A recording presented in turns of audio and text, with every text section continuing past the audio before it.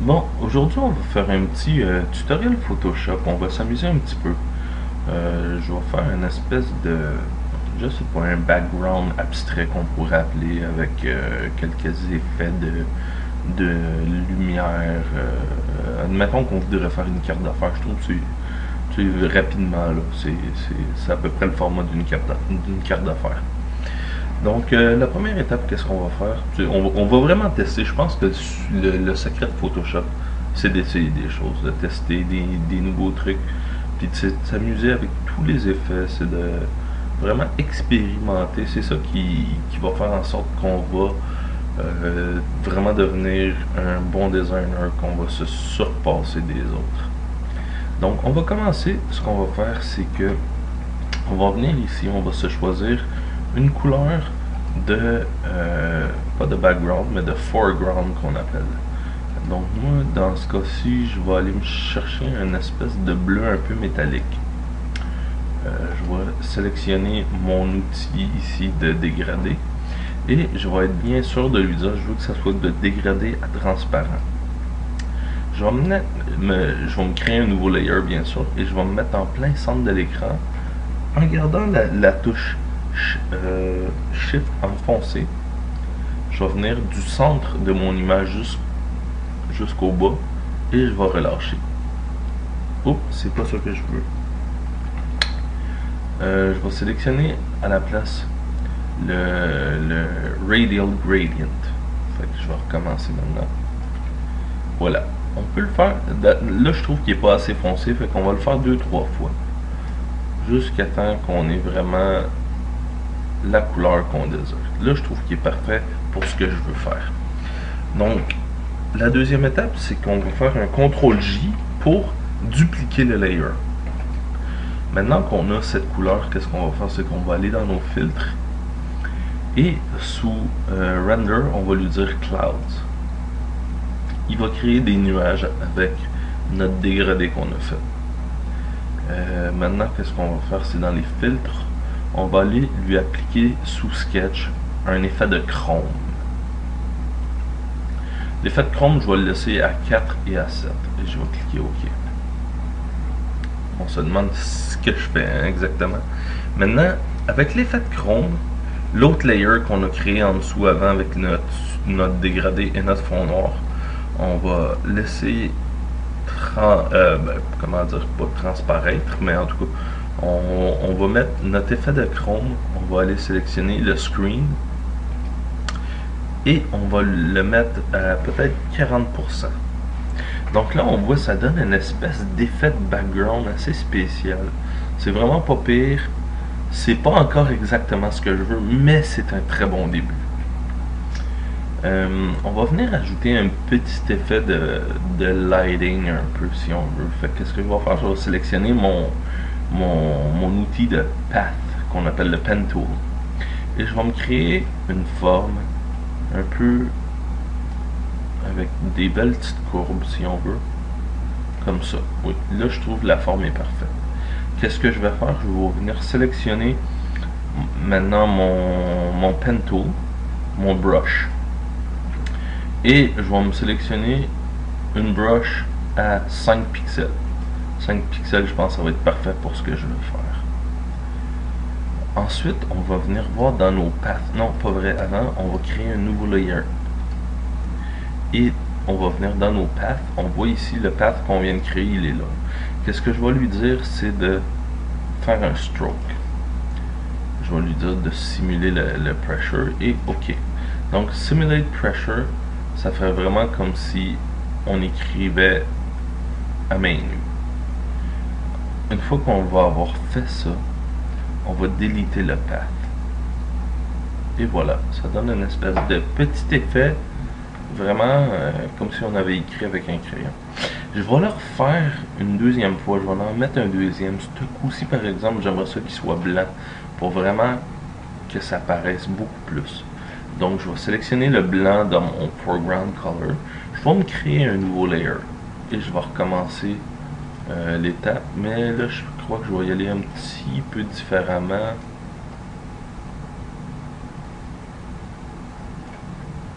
Non, je l'aime pas. Je vais le recommencer. Je vais l'effacer complètement. Je vais me faire un nouveau layer. Oups, il s'est pas effacé. Ok. Ah, j'ai effacé mon... Ok, je vais laisser le bleu. On va venir effacer le path. On le veut pas. On va le recommencer sur notre nouveau layer. Bon. De ici à là. Et ensuite de là à là. Ouais. Celui-là, je pense qu'il va être pas pire. On va faire notre stroke path. Et ce coup-ci, il est blanc. Fait que ça va paraître un petit peu plus. On va effacer le path, on va le mettre aux poubelles et voilà. Là, j'aime pas mal mieux le résultat. Finalement, je crois que le premier, le bleu, je ne l'aimais pas. Je vais le cacher pour l'instant. Lui, ici, je vais venir le déplacer. Et puis, je vais prendre mon outil de type. Et je vais recréer un petit peu mon logo à moi. Mon logo à moi, il est quand même assez simple. Pas pour faire de jeu de mots, mais... j'écris tout en majuscule ou si simple, avec la fonte Cafeta.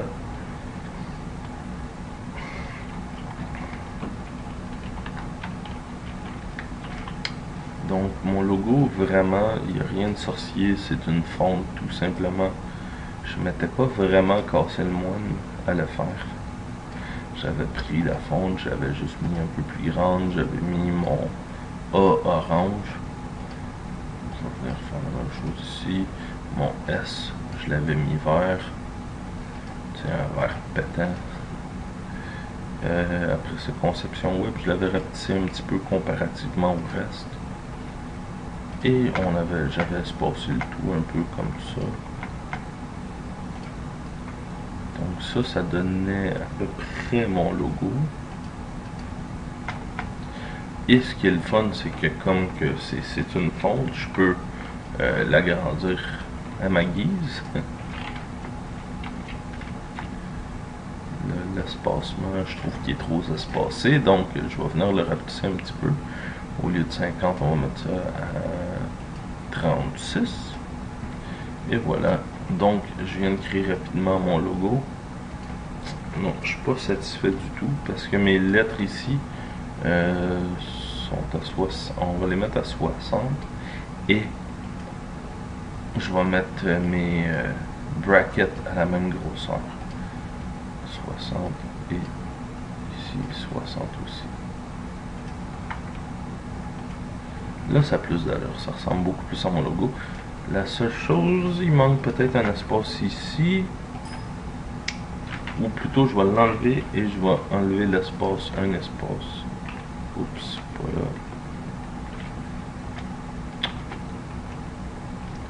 Je vais enlever un espace ici.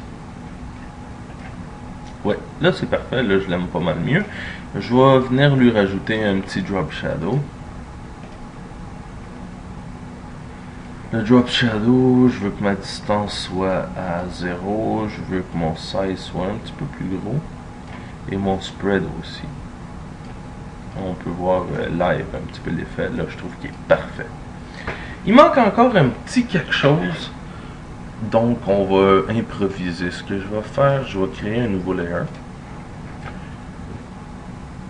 Je vais me sélectionner un carré. Je vais venir choisir du blanc. Il est déjà blanc. Je vais prendre mon outil de dégradé. Je vais m'assurer encore que c'est de blanc à dégrader. Et là, je vais prendre le linéaire, par exemple. Et je vais juste partir d'ici jusque là pour qu'on voit exactement un dégradé qui disparaît. Je vais désélectionner mon layer. Là, qu'est-ce que je vais faire? CTRL-T, on va le tourner juste un petit peu et l'agrandir pour qu'il disparaisse en haut et en bas, qu'on ne voit pas de différence.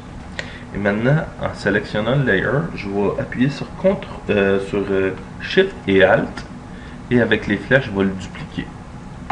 Et là, je vais compter en gardant seulement Shift enfoncé le nombre d'étapes. 1, 2, 3, 4.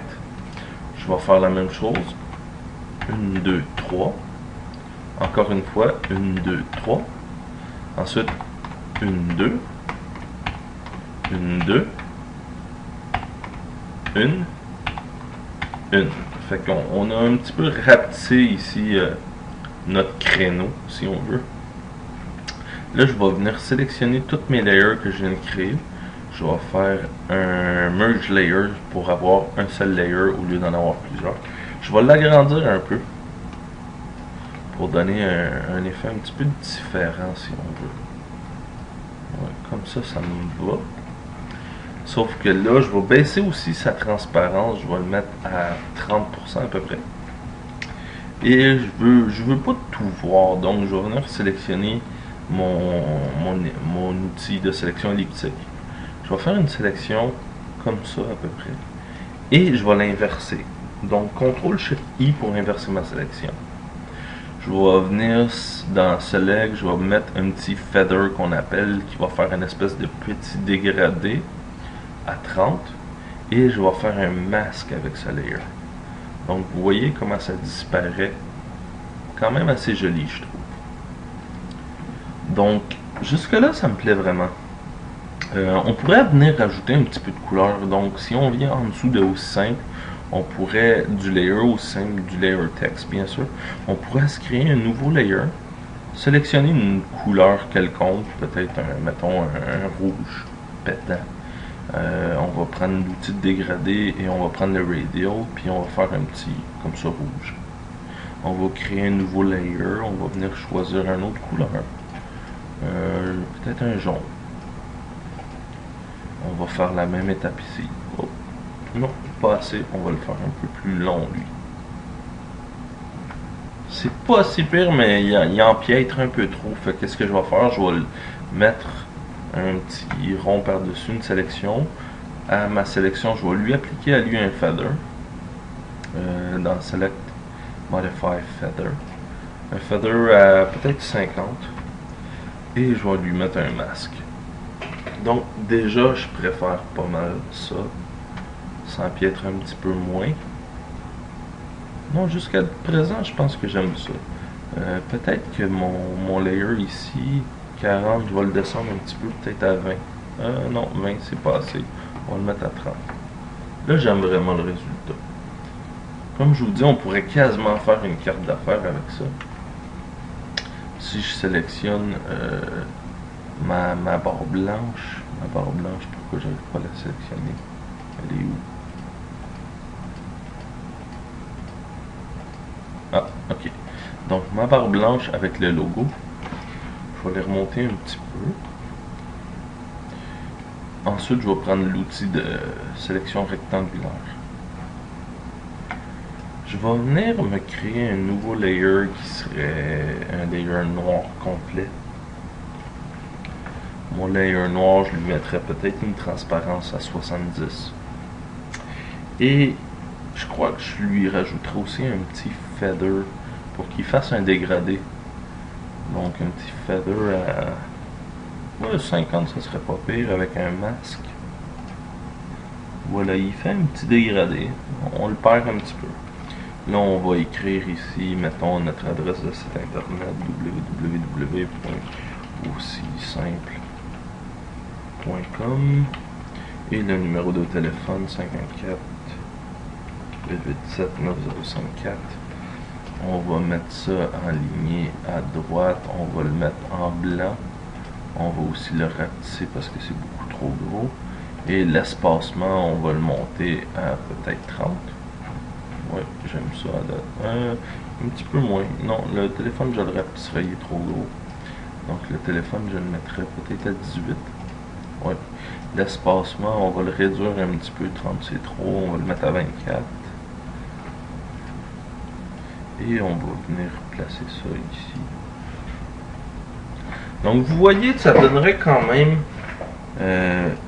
rapidement une espèce de design, si on veut, de carte d'affaires qu'on pourrait se servir.